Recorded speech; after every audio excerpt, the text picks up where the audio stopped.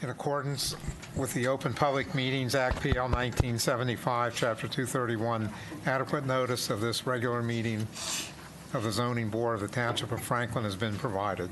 Board members, applicants, professionals, members of the public, please speak directly in the microphones so our recording secretary can properly process minutes. Applicants and professionals, please fill out the sheet on the table when you've completed the testimony, and please call the roll. No sheet? He doesn't need to, he's the Okay, applicant. I mean, just said sheet on the table and there's no sheet on the table. Did you say roll call? I'm sorry. Okay, I apologize, I didn't hear you. Okay, as I said before we were on tape, Vasim Verdas, Kunal Lakia, and Supendu Singh asked to be excused this evening. Cheryl Bethia? Here. Richard Prokanic? Here. Alan Rich? Here. Gary Rosenthal? Here. Robert Shepard? Here. Faraz Khan? Michael Doherty? Here. And Robert Thomas. Here. Is your mic on? Green light's on. Tasting. Mine's on, okay, good. Resolution, Sherry and William Schneider, ZBA 25-00003. No flag salute. Faraz and Mike Doherty cannot vote. Everybody else can. I'll move. Second. Cheryl Bethia? Yes. Richard Prokanic? Yes. Alan Rich? Yes. Gary Rosenthal? Yes. Robert Shepard? Yes. And Chairman Thomas. Yes, no discussion. The one hearing on the agenda, Sereno Tropiano and Susan Quilty, ZBA 25-00006, C variance in which the applicant seeks to demolish the existing home and replace it with a new home at 48 Elm Street, Somerset, Block 7301, Lot 17, in the R10H zone. Okay. Mr. Chairman, I'll give a summary of the application. This is an application related to the construction of a new single-family house. The property is located in the East Millstone area, which is in the R10 residential zone and the historic overlay. The property has an existing single-family home on it. The proposal would tear down the existing house and build a new one. It's my understanding that the applicant has gone before the Township Historic Commission on a number of occasions, I believe up to 3 or 4 times, back and forth, and that the plan that's before the board at this point incorporates the comments that were received by the Historic Commission. I'm just going to go through, there's kind of cool 3D renderings here showing what the house would look like. So this is the house as viewed from Elm Street. Obviously the front of the house. The houses that are in white are the existing surrounding homes. So you can see the scale of the proposed home in context to the homes on either side of the street.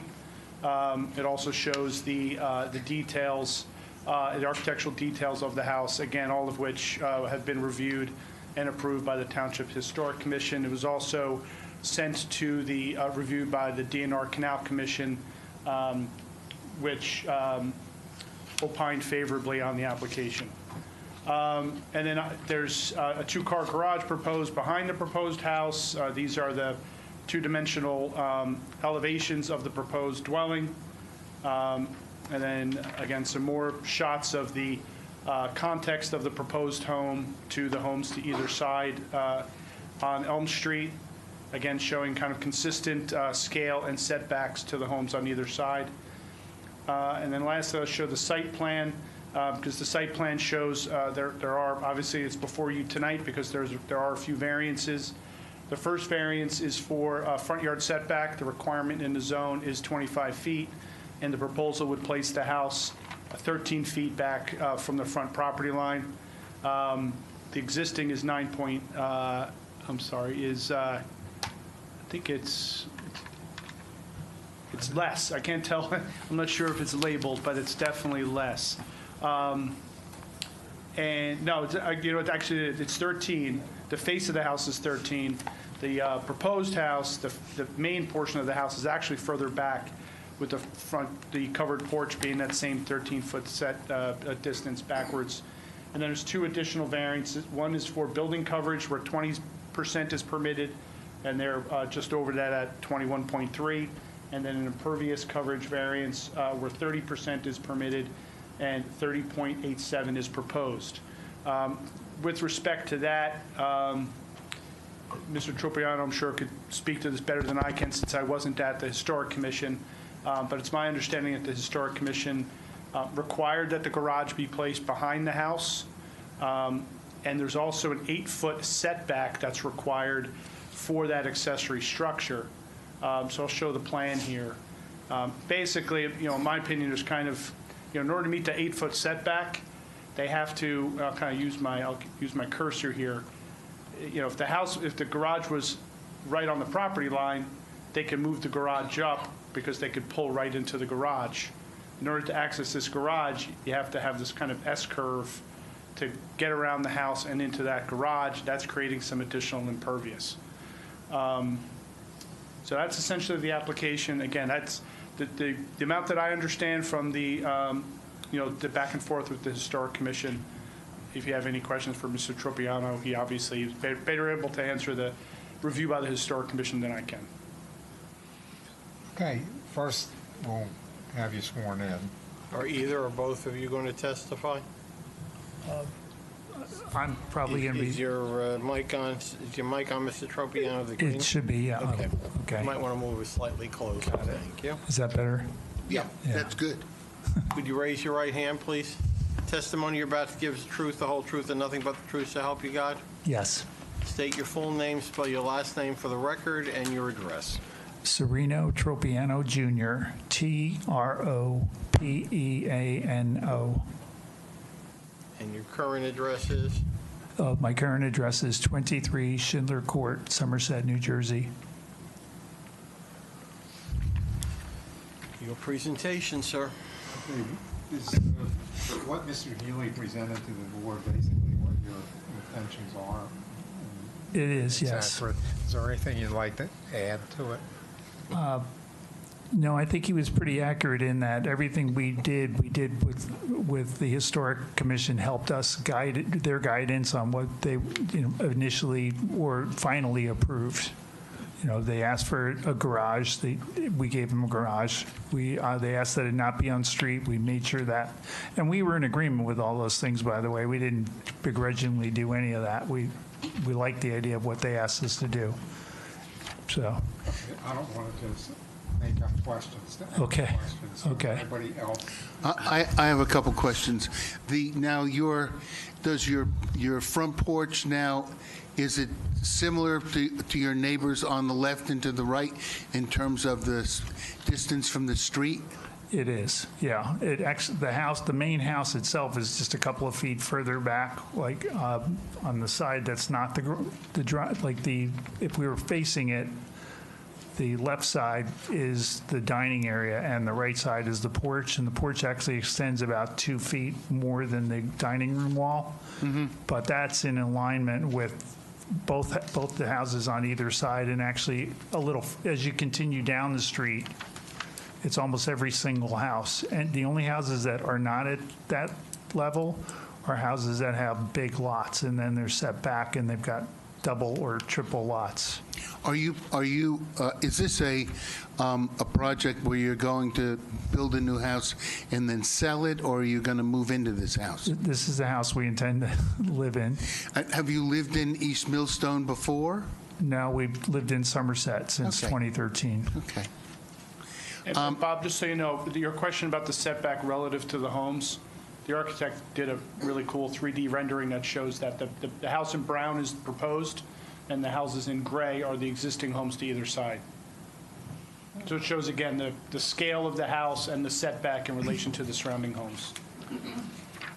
I think the part of the project that concerns me a little is the fact that you're, instead of being 30% coverage, you've got 37%. Is there anything you can do to reduce that percent?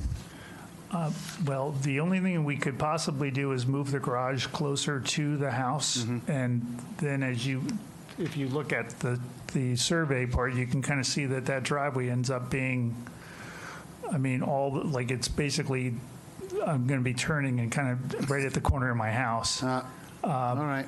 If you look at it, we even went through the pains of taking out the impervious surfaces between the tire tracks. Right, I saw that, yeah. but that was only at the front part, not when you got into the back. Yeah, and I think the architect did that because they were saying that we're going to need a little more, that turning, we're going to end up running right over that anyway. One of the things that the architect did offer was that he did push the impervious to the lot line, but he felt that that was necessary because, again, tires don't go perfectly when you're backing up to get out. And then the only other thing I can think of is he's got the concrete walk, and if we do, like slate pieces, we're going to pick up a couple of percent, maybe not even a percent, I guess. Yeah. There's not that, that much there. I think the thing that we're battling here is that this is an undersized lot, and because of that, all of these things kind of fall into, become an issue. And then the other thing that I would add is that there are actually materials that are considered pervious, but not by the township. So like there are actually pavers and different things that you can lay on the thing, but when we asked about that, we were told that those aren't considered in Somerset or Franklin Township as pervious surfaces. So the only thing, basically what they said, the only thing we consider impervious is grass and mud. So it made our choices simple, I guess. But And I just want to confirm is that all the structures will be torn down, including the building that's off your property? there's a note on the survey, I think above where we can see it, that says that states that even things that are not on the property, because the existing shed actually crosses over the lot line. Okay. And it's again, there are photos in that packet that show the condition of the house, and the shed is probably worse than the house. So you are going to get rid of it? Yes. Okay. Yeah. When you see the one on the right, that's ultimately, you'll see that there's no shed or anything left anymore, and that's ultimately what we plan to do. A garage and a house, and that's it. Okay, Thank that's you. all my questions. Anyone else? Okay, Mr. I Chairman. guess you could let the, May I? yes, go ahead. Mr. Tropiano, just for the purposes of the record, you are in possession of the Technical Review Committee memorandum of April 8th of this year from the township? I'm not sure what that is. I know I got all the materials, but I'm not sure. Just for the purpose of the record, Mr. This one? Shepard, yes. Okay. Mr. Shepard asked you about the impervious coverage. My question is, you're also seeking a variance for maximum building coverage. Could you describe why you're seeking a doubling of the building coverage? from the It current? just the size of the home, because we added the porch in the front and the back. And we added the porch in the back because we knew that with the issue with a patio or anything like that, we were going to end up over, and we just thought, we'd rather have a screened-in porch. And you will comply with all of the review comments set forth in that memo? Yes. Thank you. Thank you, Mr. Chairman. Okay, we'll let the record show that there's really no public here to open up to. We're assuming you're here also, because you sent the notices to neighbors and people within 200 feet, and they've chosen not to be here, obviously. No one else is here, so we don't need to open to the public. Any motion or any other discussion? If there's no further discussion, I'll make a motion. I move that we grant Mr. Tropiano and Ms. Quilty the variances needed to build the house shown in the plans for 48 Elm Street, Block 73.01, Lot 17, giving them C variances for building coverage and also impervious coverage, and also setback, right? No. Yes, it's the front setback. The Yeah. 25 is required, 13 proposed. Yeah, okay, so those are the three variances. But for the purposes of the record, the setback is currently the same as the existing setback according to the architect's plans. Yeah, It's still a problem, but just for the purpose of the record. Yeah, it is the existing, but since the old house is being torn down and new one going up, they need the variance again. I agree, Mr. Healy. I just wanted, for the record, Need a second? Yes. I'll second. Cheryl Bethia, Yes. Richard Prokanic. Yes. Alan Rich. Yes. Gary Rosenthal, Yes. Robert Shepard, Yes. Faraz Khan, Yes. and Robert Thomas. Yes. Good luck with it. congratulations. Thank you all. Okay, we have something slightly different we haven't done for a while, so we need to, Go to the mic. we have something additional to do before we adjourn that we don't usually, haven't had for a while. We need to have a resolution to move into executive session to discuss some legal matters. I move that that the board move into executive session to discuss various legal matters. I'll second. Cheryl Bethia, Yes. Richard Prokanic. Yes. Alan Rich. Yes. Gary Rosenthal, Yes. Robert Shepard. Yes. Faraz Khan. Michael Doherty. Yes. And Chairman Thomas. Yes. Okay, we will now have to ask you to leave. Emil, you can just shut the... Mr. Chairman, we need a motion to come out of executive session. Someone make a motion. I move that we come out of executive session. We have a Second. All in favor signify by saying aye. Aye. Anybody opposed? Anyone want to stay in executive session? 8:34. Let the record reflect that all members of the Zoning Board of Adjustment present at the commencement of the executive session are present at the recommencement of the open session, as well as the board attorney, the board planner, and the board secretary. The board attorney gave an update on a remand hearing regarding 1784 Capital Holdings, discussed with the board certain obligations and requirements that we are looking for, gave them some direction from a legal point of view, indicated that he will contact applicant's counsel relative to A, hearing date, and B, some information provided by members of the board. Mr. Chairman, I am asking that the board approve a hearing on the remand hearing from Judge Menon for 1784 Capital Holdings for Thursday, May 22nd, 2025, at 7:30 p.m. or soon thereafter, as the matter may be heard. Do we officially have a motion and a Yes, I second and a officially vote? need a motion, second. We need a motion to schedule this on the agenda for May 22nd. I move that we schedule 1784 1784 Capital Holdings. Capital Holdings hearing on May 22nd, 2025 at 7:30 p.m. or as soon thereafter as they may be heard. I'll second.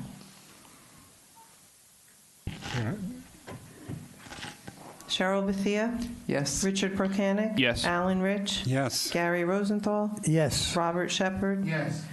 The other members can vote for that, doesn't mean They can? Yeah. Okay. Faraz Khan. Yes. Michael Doherty. Yes. And Robert Thomas. With that, Mr. Chairman, the appropriate motion is a motion to adjourn. I move that we adjourn. Second. All in favor? Aye.